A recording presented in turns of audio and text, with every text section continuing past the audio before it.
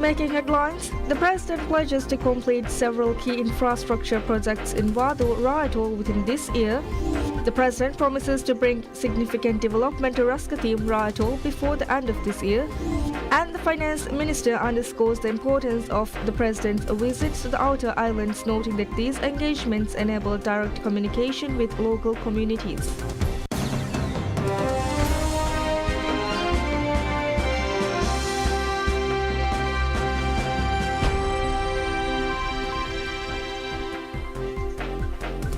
Bismillahirrahmanirrahim. Assalamu alaikum. Hello and welcome to PSM News in English with me, Udma Mahmood. Looking into the details, President Dr. Mohammad Muiz pledges to complete several key infrastructure projects in Vado Ra Atoll within this year as part of his ongoing tour across the region. During his visit, the President reaffirmed his commitment to fulfilling electoral promises and addressing the community's needs. President Dr. Muiz highlighted his administration's unwavering support for local initiatives, commending Vado residents for their self-driven development projects. He assured that his government would continue to cooperate with the island's efforts and pledged to resolve ongoing challenges, including delays in land plots and coastal erosion. One key project, the relocation of the island's waste management center, is set to begin shortly, allowing the issuance of land plots. Additionally, President Dr. Muiz addressed the issue of coastal erosion with the Maldives Transport and Contracting Company, MTCC, working to resolve delays caused by the difficulty in acquiring rock boulders. Once these challenges are overcome, coastal protection and harbour development projects will resume. President Muiz also discussed plans to enhance the island's educational and healthcare infrastructure, promising the development of new facilities and the extension of healthcare services across the atoll. He also reassured the community that a land reclamation project would commence later this year or early next year to address land constraints. The President also expressed his support for renewable energy projects, promising that the solar power initiative in Vado would soon be completed. His administration aims to generate 33% of the country's energy from renewable sources by 2024, with Vado transitioning to solar energy. In a major development for financial accessibility, President Muiz attended an agreement signing between the Bank of Maldives and the Vado Island Council for the installation of an ATM on the island. This marks an important step in the government's plan to equip all inhabited islands with ATMs by the end of the year. President Dr. Mohammad Muiz concluded his visit by reiterating his administration's commitment to completing these infrastructure projects and ensuring development that aligns with the community's needs. The President's tour continues with upcoming visits to Angultim, Hurdufar and several other islands in the Ra Atoll. President Dr. Mohammad Muiz promises to bring significant development to Raskatim Ra Atoll before the end of this year. During his visit to the island on Tuesday, the President outlined several key projects aimed at transforming the community's infrastructure and services. Addressing the residents of Raskatim, President Muiz acknowledged past challenges, including financial constraints that delayed development projects. However, he assured that these challenges have been overcome and that projects would now proceed as planned.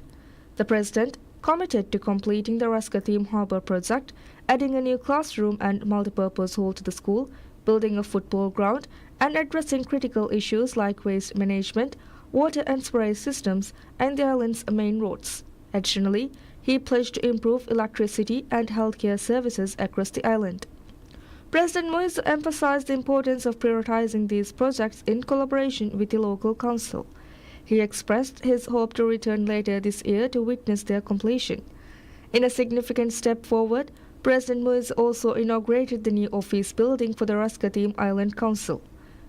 The building, which was constructed under the Public Sector Investment Program, will provide a safer and more efficient workspace for council members and staff. Council President Mohammad Fatin highlighted that the new facility would greatly enhance the council's ability to serve the community. Further, boosting financial accessibility, President Muiz also witnessed the signing of an agreement for the installation of an ATM on the island. This is part of the government's initiative to install ATMs on all inhabited islands by the end of the year, providing more convenient access to banking services. President Dr. Mohammad Muiz's visit to Raskatim is part of his ongoing tour of the Ra Atoll. His administration is focused on addressing the pressing development needs of outer islands, with further visits scheduled to several more islands in the atoll. The President's commitment to island development remains steadfast, with numerous projects set to improve living conditions and infrastructure across the Maldives. Minister of Finance and Planning Musa Zamir underscores the importance of President Dr. Mohamed Muiz's visits to the outer islands, noting that these engagements enable direct communication with local communities. This interaction, according to Minister Zamir, facilitates the administration's developmental initiatives and expedites project implementation. Mr. Zamir made these remarks during an interview with PSM News while accompanying President Dr. Mohamed Muiz on his tour of several islands in Ratul. The President commenced his three-day tour on Tuesday. Mr. Zamir noted that before his departure, President Dr. Muiz held extensive deliberations with his cabinet, focusing on the needs of the people and opportunities to address them. According to him, these visits allow the President to directly inquire about and listen to the concerns of local communities and to share information about the administration's plans for these areas. This direct engagement, he asserted, accelerates fulfilling the pledges outlined in the administration's manifesto.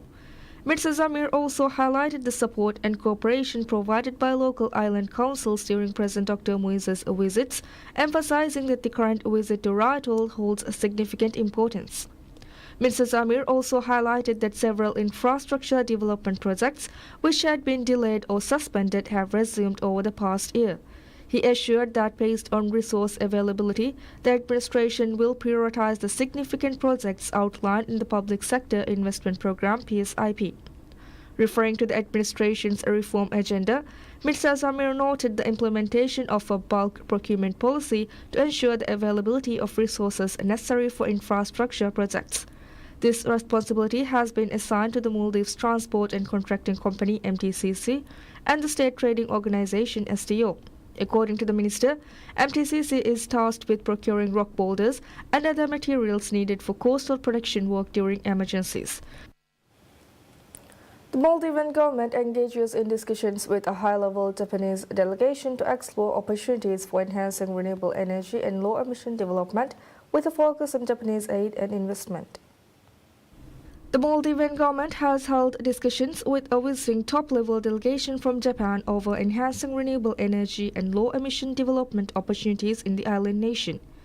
Minister of Climate Change, Environment and Energy Thorik Ibrahim met with the high-level delegation led by Asakura Takekazu. Discussions centered on progressing renewable energy and low-emission development opportunities through Japanese aid and investments. During the meeting, Minister Thorik expressed his willingness to further strengthen relations between the two countries. The Japanese delegation also expressed interest in assisting Maldives in achieving its renewable energy and low-emission targets. The current administration has set sights on converting 33% of the country's electricity usage to renewable energy by 2028.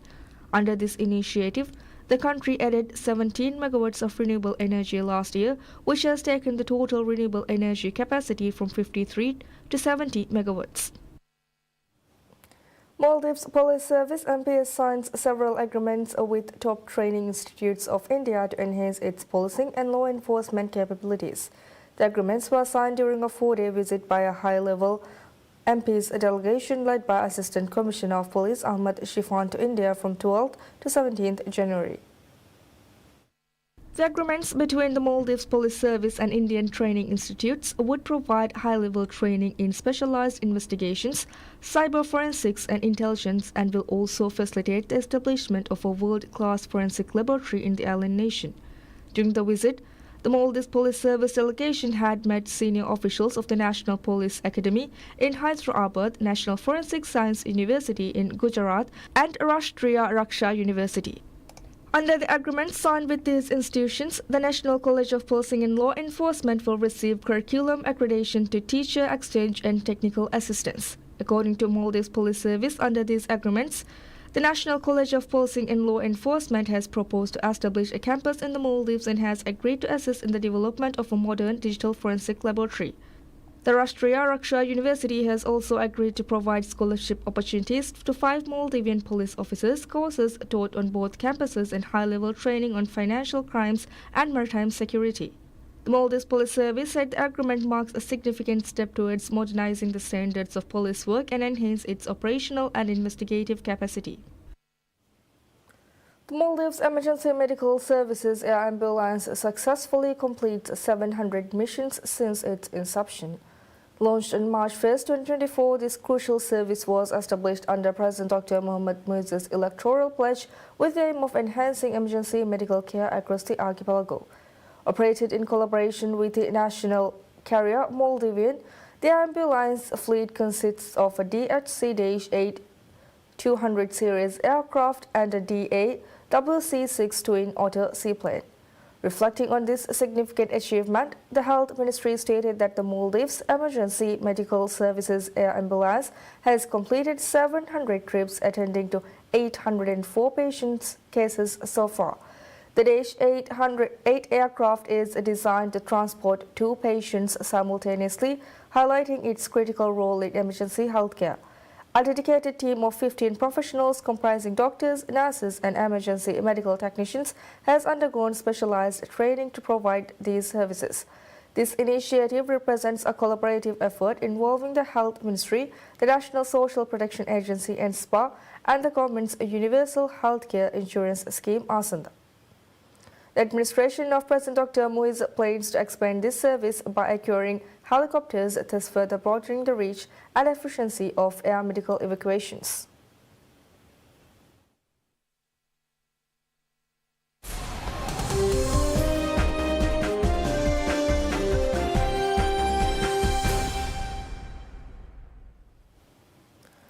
European shares were flat in choppy trading on Tuesday as rising healthcare and financial shares offset broader losses arising from uncertainty related to U.S. President Donald Trump's proposed tariff measures following his inauguration. Donald Trump did not immediately impose any tariffs on day one, but revealed plans to reverse the U.S. trade deficit with the European Union, either with tariffs or more energy exports. According to chief economist at Julius Baer Bank, David Cole, Trump's proposed tariffs are a negotiation tactic to push trading partners into concessions that would favor the U.S. The reaction was quite relaxed, and the most important point here, the single most important point, is that on tariffs, not a lot of had been mentioned, and it had been postponed actually to look at the things and then to impose probably some tariffs, and probably I mean that this points really into this direction that this is probably mostly a negotiation tactic and not really that you want to go for tariffs, but really push your trading partners to certain concessions which are in favor of the US. Cole added that most of Trump's policy proposals were inflationary and a strategy would have to be found to combat this high inflation. Yeah, we have to drill deep actually to find a strategy against inflation, because most of the policy proposals from Donald Trump can start with tariffs, continue with bring down immigration, and continue with stimulating growth with lower taxes. These are all inflationary policies, so it's really difficult to find something which reduces inflation. Well, first of all, it's a populist theme. It's very popular among voters, so you have to address that, no matter if you have solutions for that. And probably the only strategy you can find is deregulation, which indeed helps to lower some prices, or at least some components of prices, because regulation can be pricey, can add to prices. That alone probably won't do it, so we think that inflation will stay elevated. Wind power stocks, including Vestas Wind Systems and Nordex, fell 4.7% and 3.6% respectively after Trump suspended new federal offshore wind leasing pending an environmental and economic review. Asian markets greeted Donald Trump's second inauguration with a sense of déjà vu on Tuesday. Asian stocks welcomed Donald Trump's broad pro-business agenda, but currencies were skittish after he threatened tariffs within weeks. Japan's Nikkei 225 rose slightly at the open, climbing 261.03 points to 39,163.53 points. Hong Kong's Hang Seng Index opened 202 points, or 1% higher to 20,128 points. In South Korea, the benchmark Korea Composite Stock Price Index KOSPI traded up 0.83% to 2,540.96 points. China's Shanghai Composite SSC Index gained 12.45 points or 0.4% to 3,256.83 points.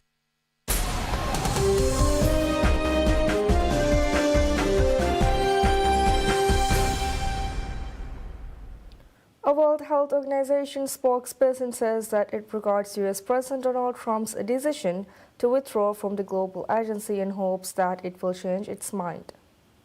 Trump announced the withdrawal on Monday, January 20th, the same day he was inaugurated, saying that the Global Health Agency had mishandled the COVID-19 pandemic and other international health crises.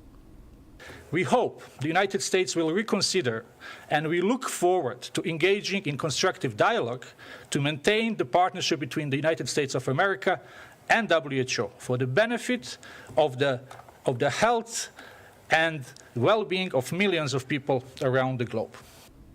Jesarevich said it is too early to determine what the impact of the U.S. withdrawal will be in terms of the agency's funding, but that the WHO will continue its works in trying really to get the funding it needs.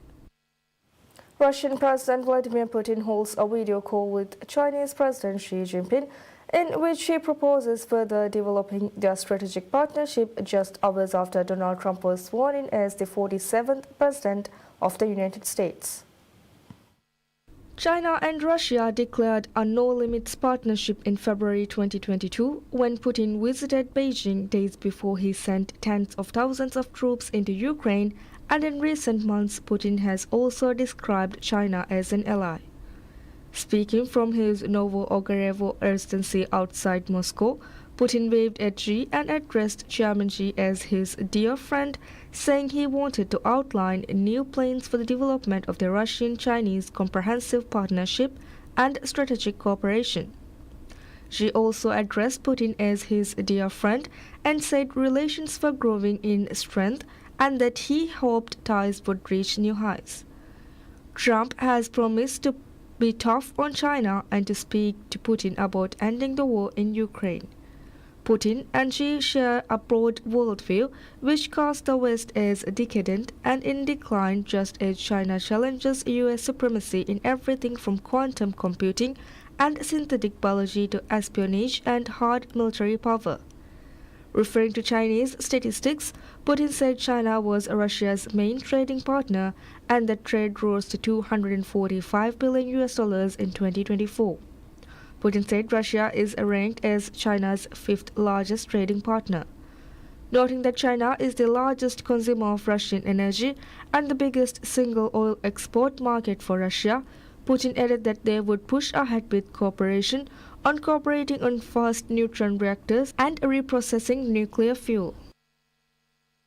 UNICEF Deputy Executive Director Ted Schreiben visits caravan facilities used as school provided by UNICEF in Aleppo, established as a temporary solution for students after that the schools were damaged during the war in Syria. During his visit, the Deputy Executive Director of UNICEF, Ted Schreiben, urged donor partners not to miss the opportunity to support Syria and its conditions on rehabilitation of schools. The first thing we need in order to be able to support education and deliver education assistance is the financing. And we urge donor partners not to miss this opportunity to support Syria during this period of transition. Second, there needs to be an easing of the donor conditions on rehabilitation and repair of schools.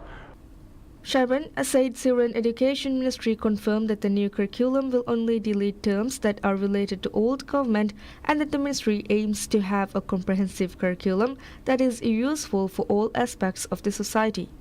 According to UNICEF, there are more than 2.4 million children who are out of school and another million children at risk of fall out of school. Last week, Germany said it would back 60 million euros, $62.70 million worth of projects in Syria to boost education, women's rights and other areas in the aftermath of the overthrow of President Bashar al-Assad. Around half the projects were focused on education, with 25 million euros going to the UN Children's Agency UNICEF and 6 million euros for aid group Arc Nova, which runs schools for about 3,000 children.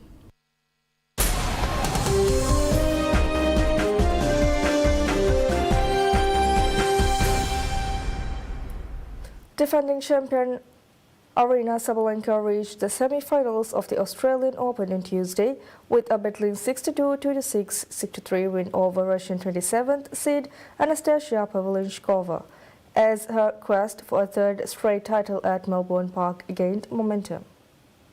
Sabalenka overcame early struggles in her quest to complete a three-peat, battling gusty wins and a tough opponent to extend her Melbourne win streak to 19 matches. After a strong start, she displayed skill with a drop shot and backhand to break Pavlyuchenkova's serve. Despite a tight game, Pavlyuchenkova found herself down 4-1 after a mistake. Sabalenka won the first set with a cross-court winner, but Pavlyuchenkova fought back in the second, breaking Sabalenka's serve and leveling the match. In the deciding set, both players exchanged breaks until Sabalenka found her rhythm, holding serve and securing a crucial break to win 6-3. She will face her best friend Paula Badosa next. Alexander Zverev played his best tennis when it mattered most to down Tommy Paul 76, 7-6, 2-6 and 6-1 on Tuesday and reached his third Australian Open semi-final in 5 years, keeping alive his dream of finally landing a Grand Slam title. Alexander Zverev struggled to find his best form in the sweltering heat on Rod Laver Arena, but dominated in tie breaks to win the first two sets against Tommy Paul. Paul claimed the third set, but Zverev responded with increased intensity to win the fourth and set up a meeting with the winner of Novak Djokovic versus Carlos Alcaraz. Paul, who had beaten Zverev twice before, broke early in the second set, but Zverev broke back to level at 5-5, eventually winning the tiebreak 7-1. After Paul won the third set, Zverev surged in the final set, leaving Paul unable to fight back, taking it 6-1.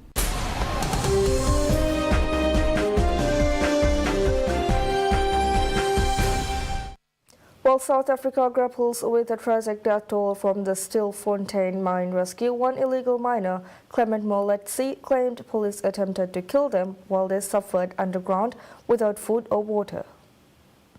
Moletsi, 34, was rescued on December 9 due to his frail condition, but was immediately detained, spending 21 days in prison before being released on bail. I was being peeling out by the rope. Yeah, so when I arrived outside there were police officers surrounding me, searching me, as if like I killed people down there. So I was very surprised that I'm hungry, I was fighting for my survival, for my life, but I'm being searched like I'm a criminal, like someone who killed so many people. Yeah. And I got arrested for 21 days. The police had surrounded the mine since August, cutting off supplies in an effort to force miners out, which the Gewasel Labour Union called the worst state-sponsored massacre since apartheid. Moletsi, the primary breadwinner for his family, described the dire conditions underground where miners reportedly ate cockroaches to survive. Some miners were said to have eaten the flesh of the dead, though Moletsi didn't personally witness this. We end up eating cockroach, other people end up eating the dead body of people. I swear. You say, I can see a big miners were eating other miners, like other miners. Yeah, the corpses indeed. Because why? Because of there were no food. There were no food. We were struggling to eat. So at least you see this. There's something that I can eat. Even the leaves of the trees, if they were available in underground, we were going to eat them. We were eating everything that they think it was much. It was going to help us to get better in the stomach, yeah, to get us alive. Moletsi and others were urged by community leaders in December to evacuate the mine due to growing danger. Police insisted they never blocked miners from leaving and argued that providing supplies would encourage criminality. Illegal mining, especially by undocumented miners, is common in South Africa's gold-rich areas. Most miners at Stilfontein were from Mozambique, with some from Zimbabwe and Lesotho. Rescuers officially ended their search for survivors on January 16. That's it for now. Thank you for watching. Have a pleasant day ahead. Bye-bye.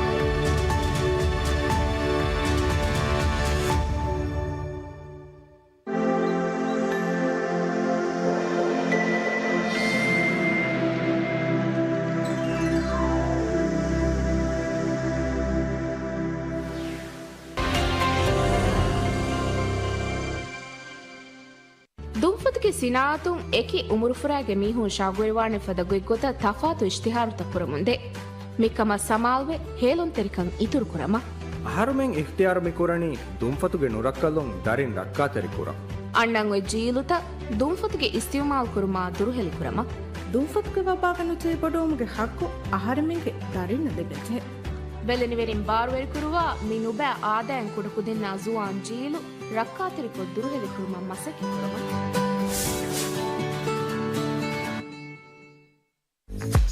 ದಿವಹಿ FM ರಮ್ಲೋನ್ ಮಹಾ ಖಾಸಕೊ ಗೆನೆಸ್ತೆ program ತೋಗೆ ತೆರೇಗ ಖಾಲಾ ಮಣ್ಣ ASCO ಫುಂಗಾಸ್ವೆಂತನ ದಿಹಗಡಿ ತರಾವೀಸ್ ತದುಬೀರ್ music cafe ರೋದ ಹೊಳುವ ಶಿಹಿಮೆನೆ ಬಿಡ್ submission session ಉನ್ನಾಣೆ 30 ಜನವರಿವಾ ಬುರಾಸ್ಪತಿ ದುವಹುಗೆ ದೆಗಡಿ ಸುಮ್ಮೆನಟುಗ ದಿವೆ ರಾಜ್ಯಗೆ ಅಡುಗೆ ಸೆನಕುವ ಮಾಲಂಗ ಇತುರು ಮಾಲೂಮಾತ್ ಹೊದೆವಮ info@psm.mv ಮೇಲ್ ಕುರವ್ವ ನುವತ ಸೋಳ ಫಸ್ತಳ ಸೆಕಕ ಗುಳುವ